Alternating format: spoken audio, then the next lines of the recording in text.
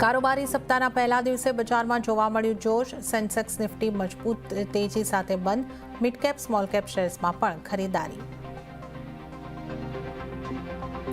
એફઆઈઆઈની વેચવાલી અને બજારના ઘટાડા સામે મ્યુચ્યુઅલ ફંડના રોકાણકારો અડગ. જુલાઈમાં રેકોર્ડ ઊંચાઈ પર પહોંચ્યું ઇક્વિટીમાં રોકાણ. મિડ કેપ અને સ્મોલ કેપમાં રોકાણ સૌથી વધુ વધ્યું.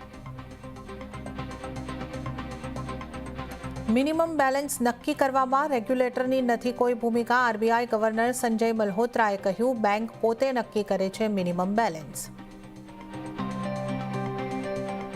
ચૂંટણી પંચ વિરુદ્ધ વિપક્ષી દળે કાઢ્યો વિરોધ માર્ચ. પોલીસે વિપક્ષી નેતાઓને રોક્યા. રાહુલ, પ્રિયંકા સહિત અનેક વિપક્ષી નેતાઓની કરી અટકાયત. વિપક્ષ પર બીજેપીનો હુમલો.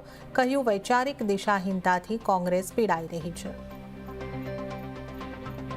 ચૂંટણી પંચની માંગને રાહુલ ગાંધીએ ફગાવી. કહ્યું, ન એફિડેવિટ આપીશ અને ન સહી કરું. આ ચૂંટણી પંચનો જ ડેટા છે. ઓપરેશન સિંદૂર બાદ પાકિસ્તાનના આર્મી ચીફ આસિમ મુનીરની ખોખલી ધમકી. કહ્યું, પાકિસ્તાન એક પરમાણુ તાકાત ધરાવતો દેશ. જો ડૂબ્યો તો અડધી દુનિયાને સાથે લઈ જશે. ભારતનો જડબાતોડ જવાબ. કહ્યું, પરમાણુ ધમકી આપવી પાકિસ્તાનની જૂની ટેવ.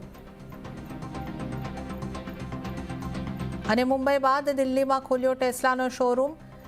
એરોસિટીના વર્લ્ડ માર્ક 3માં એક્સપિરિયન્સ સેન્ટર ખોલ્યું. 4 ફાસ્ટ ચાર્જર સહિત 7 ચાર્જિંગ સ્ટેશન લગાવ્યા.